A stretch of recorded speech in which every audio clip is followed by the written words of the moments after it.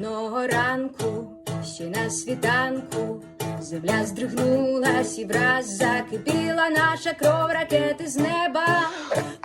to another show, Geopolitics Decanted.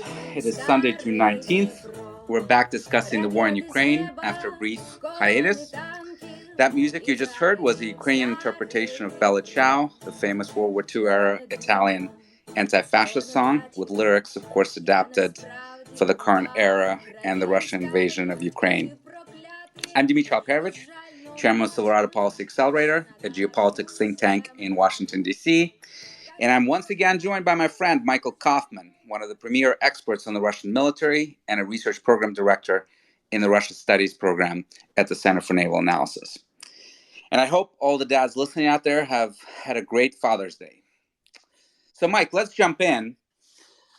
Let's hear from you. First of all, we've been off last week. What's the latest update in the fight? And maybe you can start us off with what's happening in the south in the Kherson region. The Ukrainians have launched some counterattacks there and are now apparently within 10 to 15 kilometers of the city. What are you seeing in terms of their progress in potentially taking that city and more broadly in the Donbas? Thanks, Dmitry. I think there's been a Ukrainian localized counteroffensive west of Kherson for some time now.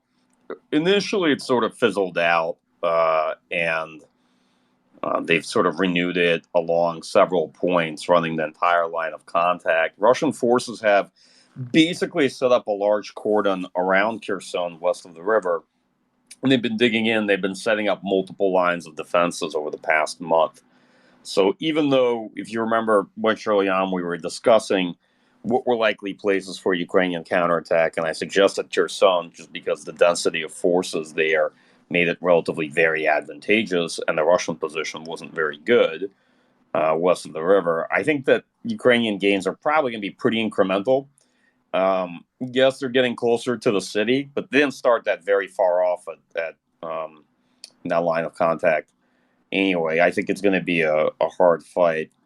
I actually don't expect this specific offensive to make tremendous gains. I suspect what it's going to do is potentially set up Ukrainian forces in a better position for any offensive further down the line, meaning I doubt they have the force availability for a major breakthrough at this point in Kherson. I think you have to look at these as fights that sort of set up follow-on offensives in the future and try to incrementally establish a better position. And what about the rest of the Donbas fight?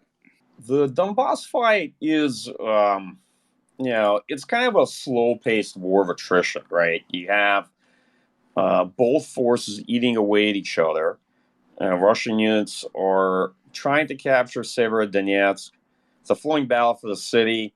The fight in the city, you see a lot of the units they're using or Lugansk Second Army Corps, Chechens and the like. Ukrainians have sent in some of the International Legion units to counterattack. It's going back and forth. There's some movement of Russian positions coming out of Popasna.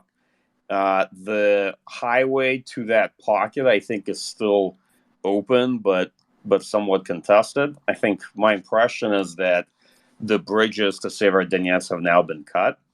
And there's an interesting series of battles taking place north of Slavyansk and west of Izum.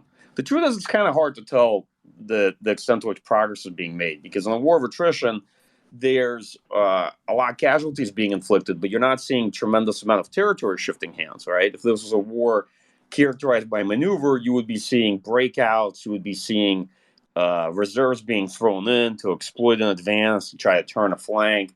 So you'd be seeing a lot of dramatic kind of action on the map, whereas here you're not likely to have that. Here you're likely to see much more sort of steady attritional fights, and then eventually one force give way and set up a secondary defensive line, and then begin grinding away at that line. So I think a grinding fight might be the best way to characterize it at this point. The Ukrainian strategy has been to make Severodonetsk and then Lysychansk essentially areas where they try to exhaust the Russian offensive. So I'm sure that looking at the map, they also appreciate that these are going to be very hard points to defend. And there's a fair chance that at some point Russian military will be able to close that pocket. But to them, it's worth it because they can leverage urban terrain and they can essentially exhaust the Russian offensive, or at least try to. I think that's been their approach. So let's talk a little bit about the force exhaustion issue. I just shared a tweet in the space from the UK Ministry of Defense, and I'll just read it. Point number 2 on the slide that they shared. Combat units from both sides are committed to intense combat in the Donbas and are likely experiencing variable morale. Ukrainian forces have likely suffered desertions in recent weeks. However, Russian morale highly likely remains especially troubled. Cases of whole Russian units refusing orders and armed standoffs between officers and their troops continue to occur. What do you make of that update from the UK Ministry of Defense? And are you seeing any force rotations on either side? Obviously, the fight started in early to mid-April in the Donbas. It's been going on for quite a while now, 2 months. At what point are the Russians going to rotate their forces out? And what do you think of the same on the Ukrainian side? Okay, well, regarding the tweets from the UK MOD, I would say that after the first month and a half, a lot of those tweets began to look like things that you saw in open sources and on Twitter, just being restated and resummarized. So my general impression is that you have two forces that are now largely relying on second and third echelon troops.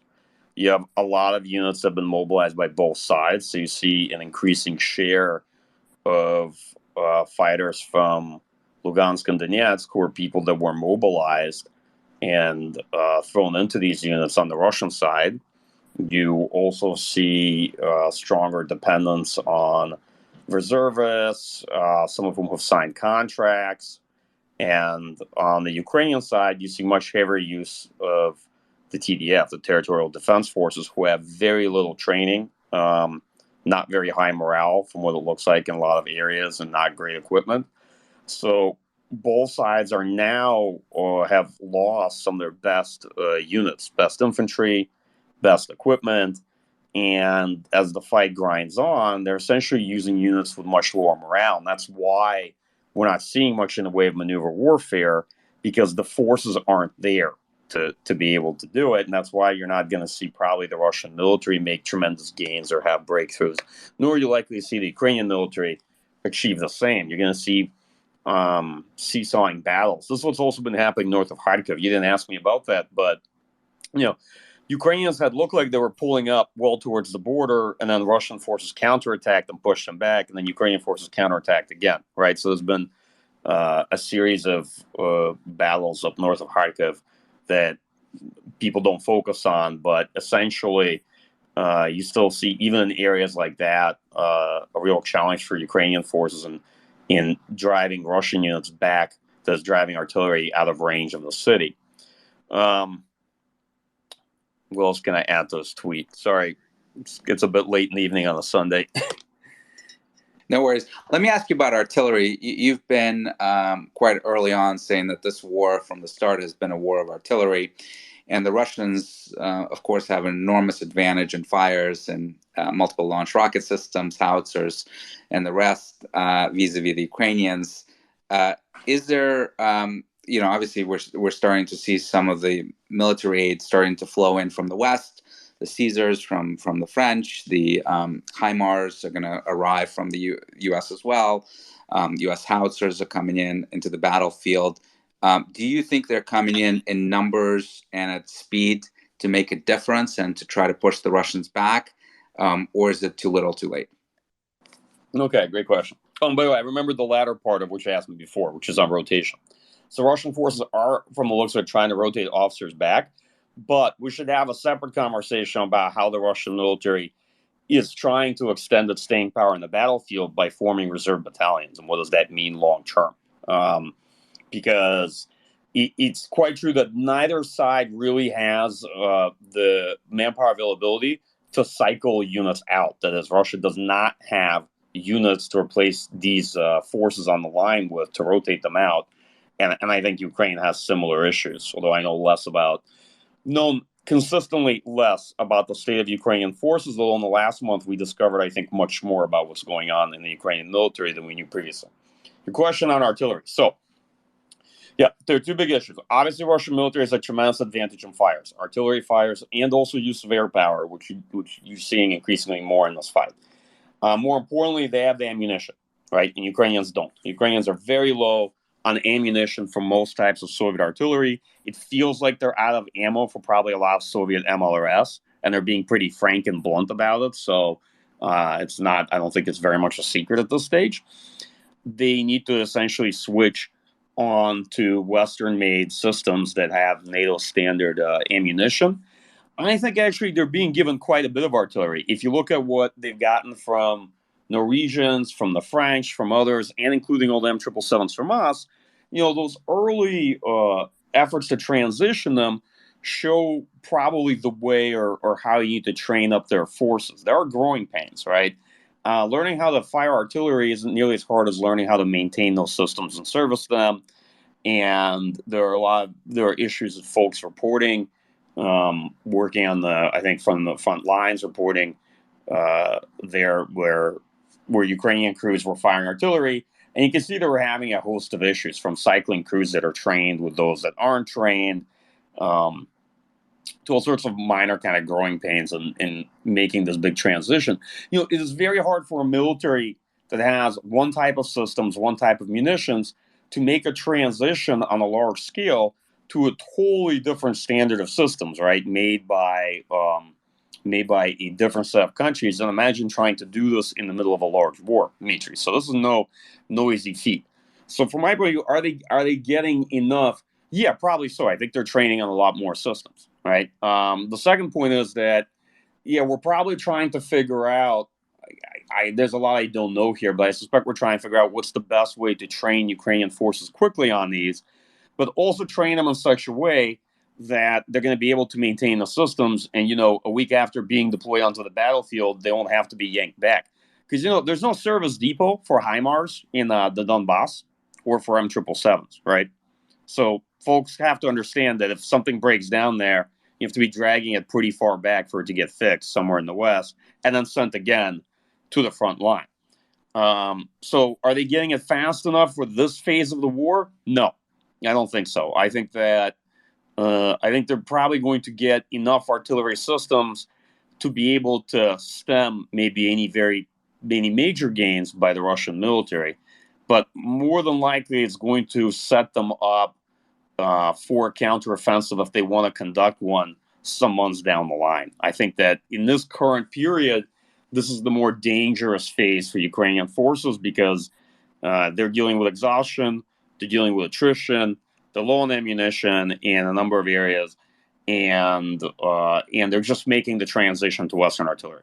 Right, so there's a lot of challenges that I think we're going to have to deal with, that they're going to have to deal with in the coming month or two.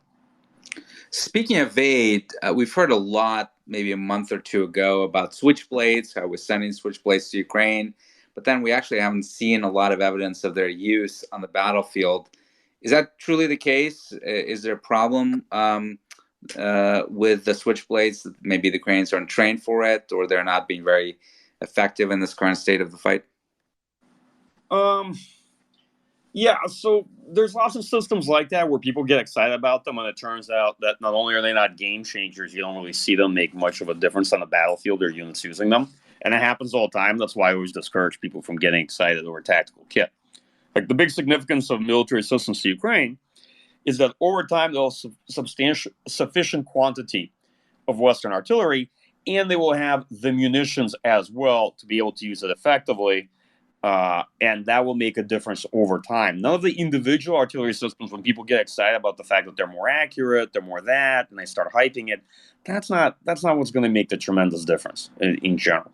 When it comes to Switchblade, so I've heard pretty underwhelming things about Switchblade performance. I think Switchblade, 300s are pretty limited systems, and what it does, it delivers a 40 millimeter grenade payload. The electronics in it, from what I hear, isn't exactly the latest generation tech. I won't kind of get into those details, but it sounds like Ukrainians haven't used them that much, or or basically maybe found them much less effective than using drones for reconnaissance. The main utility for drones in this conflict has been essentially to find and fix targets. That's where they're most effective, right? Some of the other smaller loitering munitions you see both sides use, they're not especially effective or don't make the difference, at least haven't yet. And it's the same thing with all systems. The more complicated it is, the less likely it is to be used effectively. And that's why many times I've heard Ukrainians basically, in some cases, really prefer things like NLAWs to something like a Javelin, because the Javelin CLU, the command launch unit, isn't that easy to use. It just isn't, right? It requires some training. It's a fairly complex piece of equipment, and it's a very expensive piece of equipment.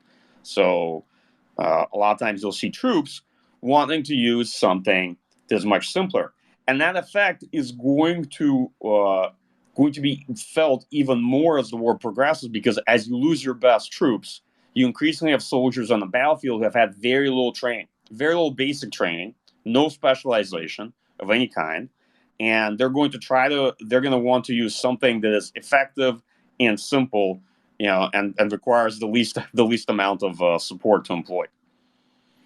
Speaking of expensive systems, the one thing that the Ukrainians have continuously been asking for, really since day one of the war, is air defense systems. And beyond the old Russian SA systems, they haven't really gotten much. And as you mentioned, the Russian Air Force is having some devastating effects in the Donbas. Unless the Ukrainians get better air defense systems to neutralize the Russian Air Force, do you think that their new equipment, their artillery equipment that we just talked about, is really going to help them a lot in their counteroffensives, as long as they don't control the skies? So, I mean, look, old Soviet air defense systems work. They're quite effective. The big challenge that Ukraine has had is that there's been also an attrition war when it comes to air defense and aircraft, right? Russian airspace forces have lost, I think Org's blog, if you look at their numbers, somewhere in that 30 range of fixed-wing aircraft. Ukraine has lost quite a few air defense systems if you look at S-300s, various OSA variants, some Buck M1s. These systems are actually quite effective. The big question is, do they have, can they regenerate? Do they have enough munitions for them? To some extent, it is a mutually air-denied environment. So Russian air power is being employed on the battlefield, but only in areas where they have localized air superiority. And even then, they're using them in such standoff roles that they're not being very effective as close air support at all. Plus, some of the Russian aircraft is, Su-25 has a very, very dated mission profile. This is like a 70s aircraft, and I'll betray my own biases and priors that I don't see a role for Su-25 or A-10 on the modern battlefield against modern air defense. Okay, sorry to everybody who likes these airplanes, but it's very clear.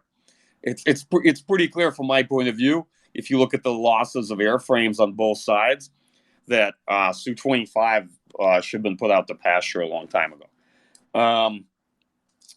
In general, I would say that Ukraine is going to probably have to make a transition towards Western air defense as well over time. And if we're doing it with artillery, and if you're going to end up doing it with mechanization of the Ukrainian military, then air defense is the next logical place to look. And what they need is probably not so much manpads, but medium-range radar-guided air defense systems. The one thing I'll say, Dmitry, you didn't ask this, but if you look at a lot of battlefield vignettes and you're kind of staring, at least at aspects of this war, visually, you'll see that the thing Ukrainians are really missing is the mechanization of the force. So they have quite a few tanks. They have artillery, but not ammo. That's being worked on. But that force looks like it's lost a lot of infantry fighting vehicles and APCs. And that's probably what they're going to need if they're going to want to generate combat effective brigades and set up reserve brigades, leveraging their advantage in manpower, because that force doesn't look like as much mobility. I mean, almost every video you see is just infantry on foot, dismounted. Yeah, so no vehicles.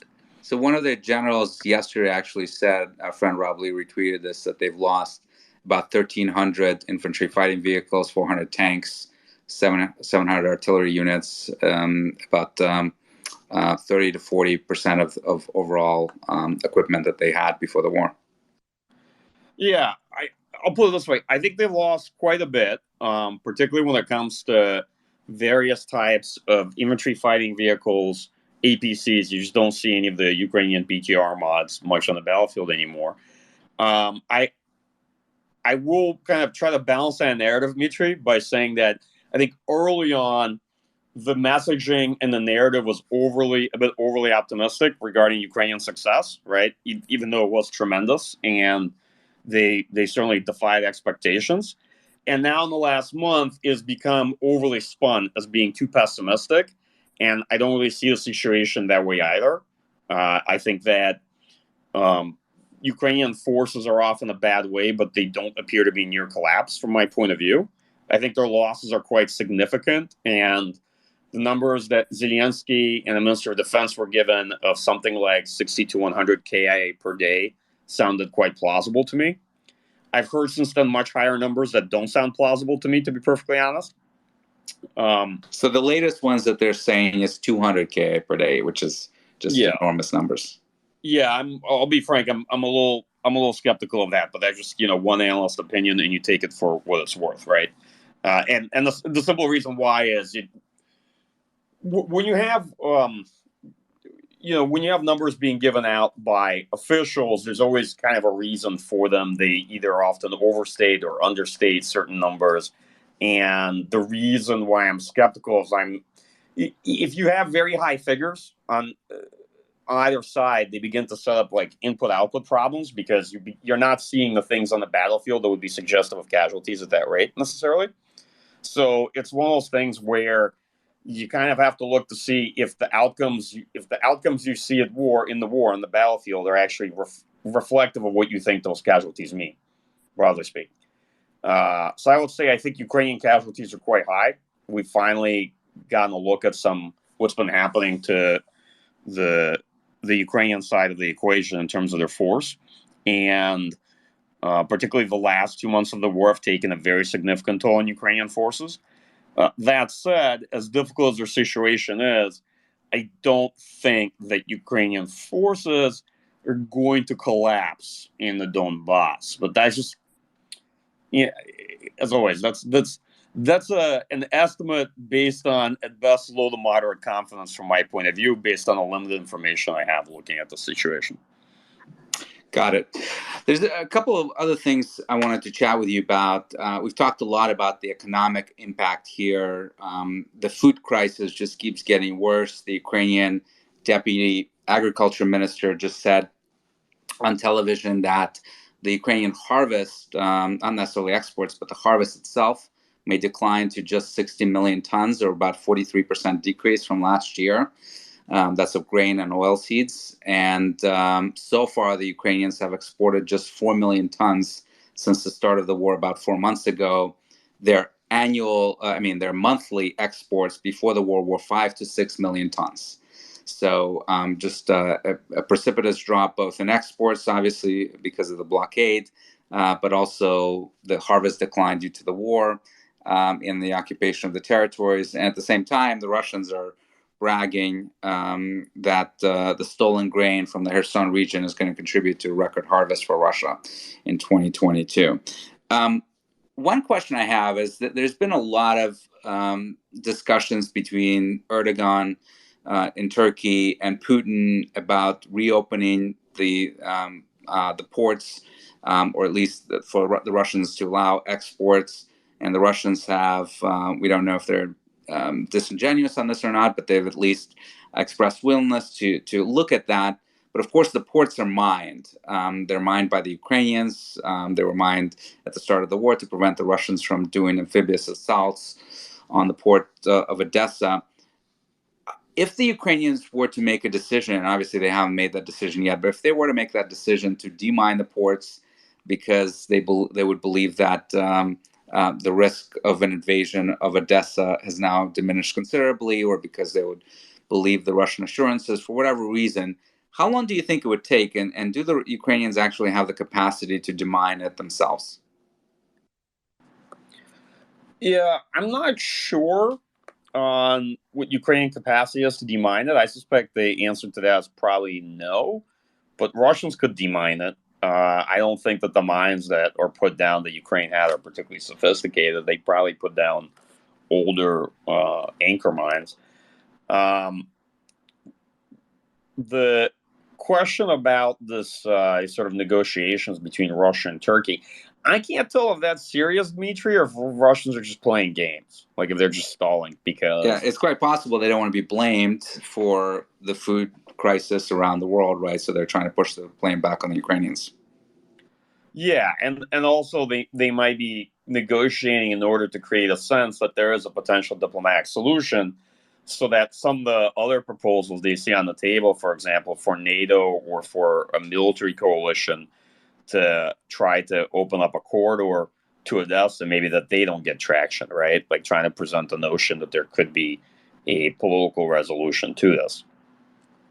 But if the Russians or another capable military with minesweepers like NATO, for example, were to try to demine these ports, do you think it would take weeks? Do you think it would take months? Do you have a view on that? No, I don't, because that would require me to know how many mines the Ukrainians installed, and I have no idea. So I gotta be honest about what I don't know, Dmitry. No, that's why we love you. You don't speculate. Um, Let me ask you about Snake Island.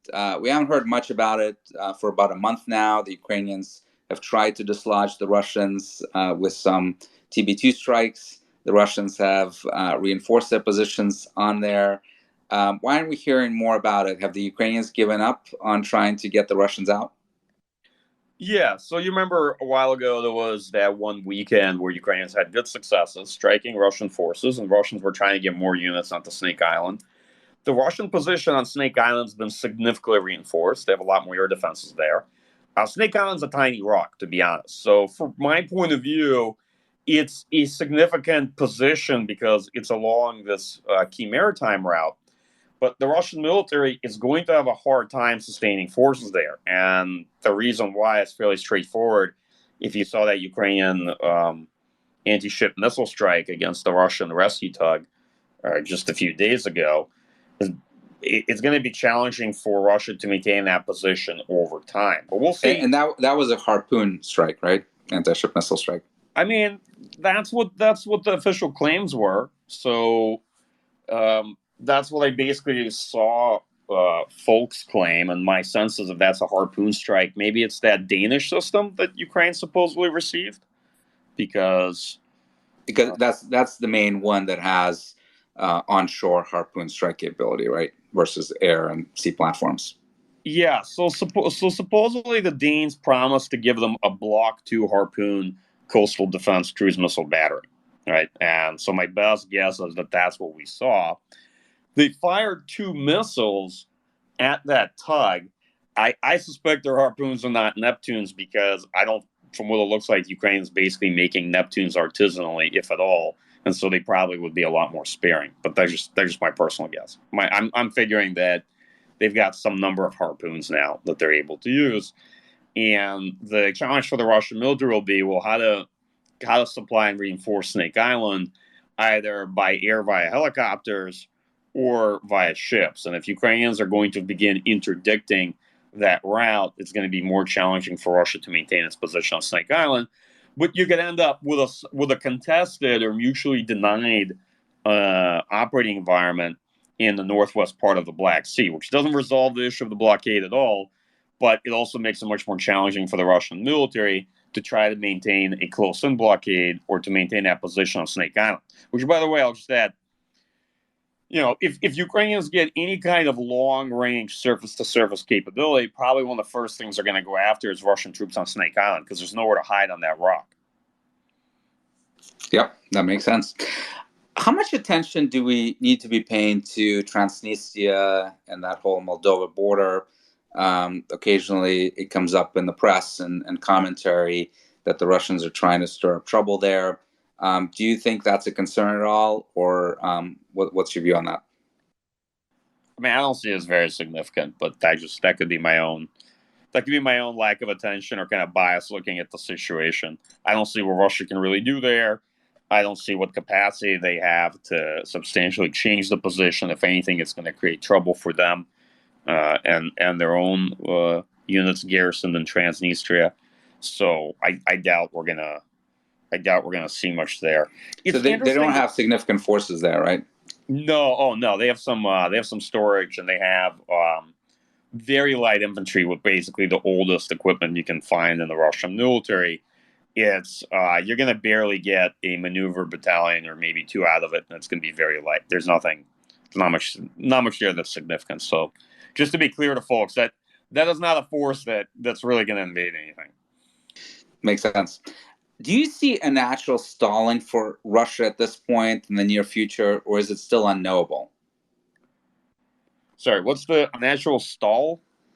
Yeah, where do you think? Obviously they're making some progress in Donbas right now, very very slowly. At what point do you think that they're just gonna stop, assuming that the counterattacks do not succeed? Well, I think you're gonna get probably an operational pause in the next month or two. These, in a war of attrition, it's actually kind of hard to see what's going on, because what you need to look at is what's happening in the force, and that's the one thing you can't see. And the things you can't see, like change of territorial control, you're not going to see much of it. It's going to be very incremental and fitful, and it's not going to actually tell you much about the state of the two militaries, because they're picking points to fight around, right? But the most significant part of the war isn't these geographic points. It is the state of the two forces, because now it's a contest of wills, but it's also a material contest, right? As to who's going to run out of equipment, of ammunition, and of their best units first. So is the Russian offensive going to stall out? Absolutely. Right. But I'm not one of those people that's going to claim that I can foresee a culminating point. And I think the folks that have done that in the past, almost a month ago, were probably jumped the gun in terms of these predictions. You can't really predict when it's going to happen. I think both of these forces are likely to get exhausted over the summer. Then it will be an operational pause.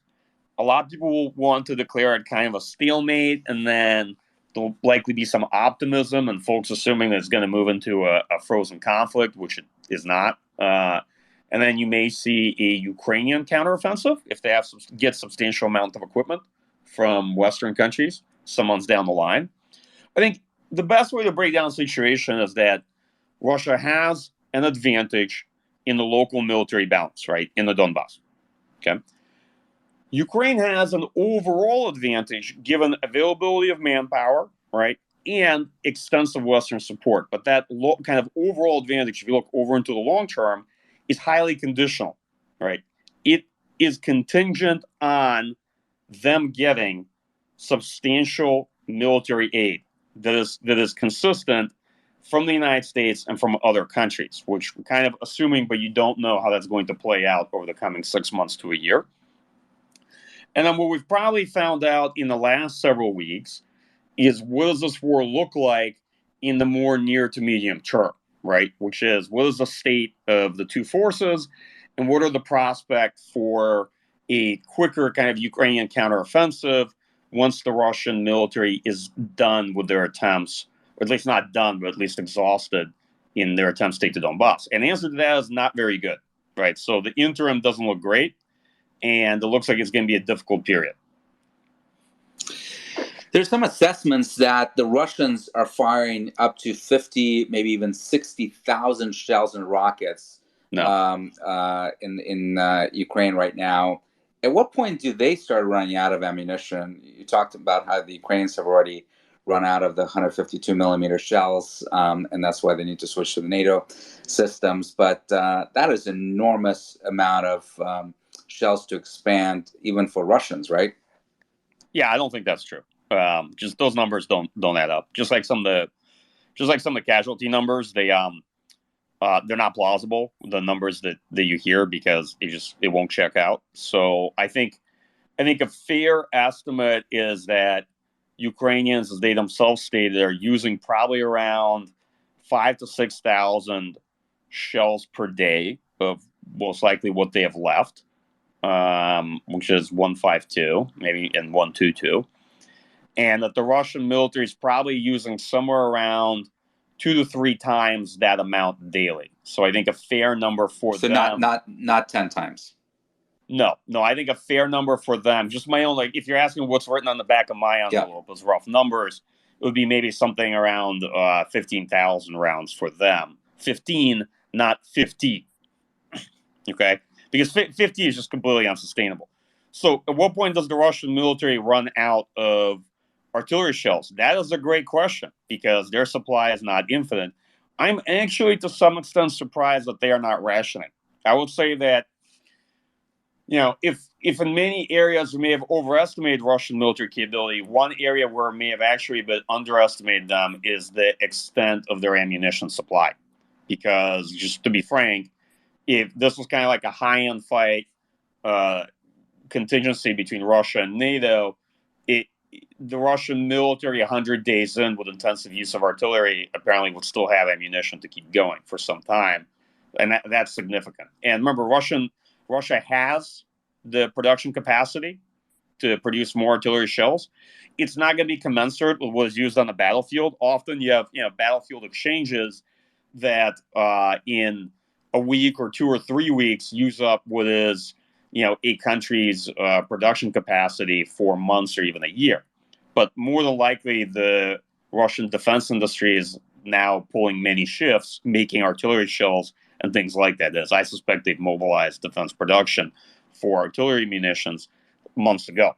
And yes, they can make those natively, and no, sanctions are not going to affect them, but they're not going to be at all commensurate with daily use rates, right? So at a certain point, you're probably going to begin to see the Russian military rationing use of artillery, just like the Ukrainian military has been forced to do.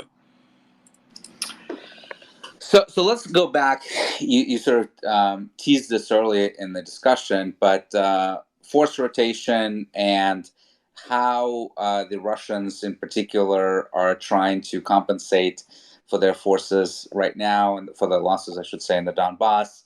Bellingcat had a great story in the last couple of days about Wagner and other private military contractors confirming that they're now fighting in Ukraine. We've heard reports of this shadow mobilization where contractors or personnel that have retired from the military, maybe as far back as 10 years ago, are being offered 3 to 12-month contracts. Is that the Russian answer to their losses, trying to build up their forces in the Donbas? Yeah, so the Russian solution has been very much, once again, a kind of piecemeal approach. And you probably recall a long time ago I said that they're sort of kings of piecemeal solutions and trying to muddle through. So what they're attempting to do in order to extend their staying power in the war is they are hiring up contract servicemen where they can get them. They've dramatically expanded the age of folks that they're willing to recruit, that is the age bracket. They are trying to take reservists, those who are in the BAR's reserve system, and offering them money to flip them to contract service. They are putting those let's say, numbers together with what was left in the force. In the Russian military, in a regiment or a brigade, you sort of assume that you have 3 maneuver battalions and typically a 4th armor battalion as well. And they generate 2 BTGs, and then there's essentially a 3rd BTG that can be generated from the remainder of that force, right? So what they're basically trying to do is they're trying to take the equipment that's left in those brigades and in those regiments, and the officers and the enlisted professionals that haven't deployed yet, okay? And they're trying to put them together with these contract servicemen in order to not use conscripts. It's actually very interesting how much they're trying to avoid using conscripts for, we can presume political reasons, whatnot, to put together additional reserve battalions. And these reserve battalions aren't very big, but they're trying to get a decent number of these reserve battalions. Their challenge is, by taking this approach, of course, avoiding the hardest political decisions, right? No declaration of a state of war, no declaration of stop-loss policies, no declaration that they will begin employing conscripts en masse, and a sort of shadow mobilization that's essentially being just paid for. But this is just extending the Russian military's ability to fight this war it doesn't solve the structural problem in the force, which is trying to do it this way. They're using the officers that they will need to train conscripts and to rotate personnel through the force down the line. And they're also increasingly using the equipment they need as well to train new soldiers, right? So what's happening is you have a steady degradation of the force where they're cannibalizing it in lots of small ways on the margin that will affect the overall sustainability of the war effort. Basically, what I'm trying to say is that yes, they can sustain the war. We're doing straight line analysis here, basically assuming at this pace and at this loss of casualties for some time. But ultimately, this approach is not sustainable, and it degrades the overall Russian force. And on the material side, I'm sure you're probably aware that their losses are pretty significant when it comes to tanks and various types of heavy armored fighting vehicles.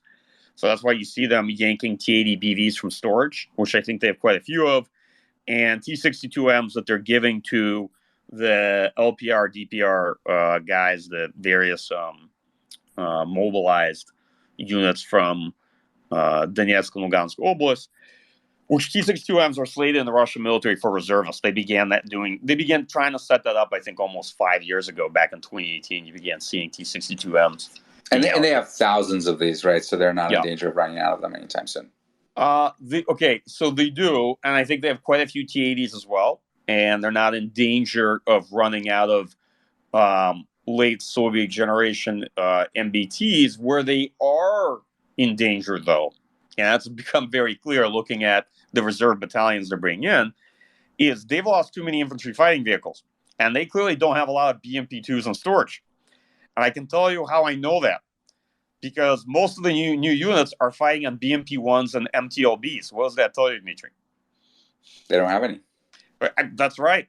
Why would you pull a BMP-1 out of storage if you had a BMP-2? There's no logical reason for it, right? So clearly they are short on BMP-2s, and they are short on spare parts. So all the folks on Twitter who are trying to guess what the Russians have in storage when it comes to main battle tanks, I think we're barking up the wrong branch on a tree, because the interesting conversation is on mechanization of the force, and the fact that the Russian military is going to be pretty low on BMP-2s. That's very visible. So a lot of these reserve units are going to have old BMP-1s. Some are modernized. They have a 30 millimeter combat module, the BMP-1AM mod, but nonetheless, you're going to see the Russian military having to switch to these other types of vehicles. So you're predicting an operational pause in the next month or two. Do you think that pause might result in an actual ceasefire, given the losses on both sides and the exhaustion, or do you think they're just going to keep grinding away? No, I think it's going to be a dynamic battlefield. We're going to see small shifts of territory on the margins, around Kharkiv, around Kherson, and around the Donbas. But you won't see much. You'll see kind of small localized counterattacks. We're already steadily, I think, transitioning into that phase. So much so that I don't think we're going to see a very hard and clear-cut transition from this current phase of the war to what, to me, kind of intellectually constitutes an operational pause. But my view is that we'll know it when we see it. And at a certain point, the Russian offensive in the Donbas is going to simply run out of steam, right? And then both sides will have such significant levels of exhaustion that they'll be spending most of their time engaging in artillery skirmishes and duels while trying to replenish their force, because they're going to need people, they're going to need equipment, and they're going to need ammunition. What about partisan warfare? We've seen some news about attempted assassinations in the occupied areas by the Ukrainians, some successful bombings with IEDs. Not clear if those are actually mines or improvised explosive devices. Do you expect that to be ramped up in the coming weeks as the Russians are settling into their occupation? Yeah, so I think that was probably one of the more anticipated aspects of this war, and it's a bit surprising even though it showed up this late. There seems to be some partisan warfare emerging in Kherson and a couple of other areas occupied by the Russian military. I think we're probably going to see more of that. It depends on Russian force availability as well, as to what extent they have units to control this terrain. Because on the one hand, the more terrain they took, the more people they would need to control and occupy it. And their biggest issue consistently has been manpower. On the other hand, they used the new territory they took, at least in Donetsk and Lugansk, to mobilize more people, right? Essentially, and capture, basically press men into service to try to fill out these additional units. And so that's why you're increasingly seeing Russian combined arms armies from the southern military district essentially fielding as significant parts of the force these battalions from Lugansk and Donetsk Oblast, right? Many of which are mobilized. That's why they're having some of these morale issues. And I'll give you a good example. So you see Severodonetsk is one of the areas where those units in particular are fighting. And also holding the line of contact down in Zaporizhia. So my sense of it is that these are very far kind of from the best units. They're probably like more second, third echelon. And it's a big question of whether the Russian security services are going to be able to control some of this territory over time. But yeah, we're likely to see more partisan warfare, and in particular, people going after those who they think are collaborators in order to try to prevent Russia from trying to set up effective political administration in these regions. So, Mike, you mentioned on many of these podcasts that we've been surprised about the state of Russian forces in a number of ways. In some ways, about the extent that they have, large stocks of ammunition, for example, and you just talked about the potentially low stocks of infantry fighting vehicles. Let me ask you to sort of step back, and obviously there'll be a lot written on this in the coming years, but what are the lessons for you so far that the U.S. military can take away from this fight about the state of the Russian force, and what we might need should we ever have to fight the Russians in a potential NATO versus Russia confrontation that hopefully will never happen? But how do you think we need to be changing our mindset? Is it more, for example, artillery shells that we need to be producing, more artillery systems? What are you thinking about as you're looking at the last 4 months of this conflict? Well, yeah, it's a really long conversation. I think one of the biggest unknowns is, all right, what's going to come of the Russian military? We don't know how this war is going to proceed. When's it going to end?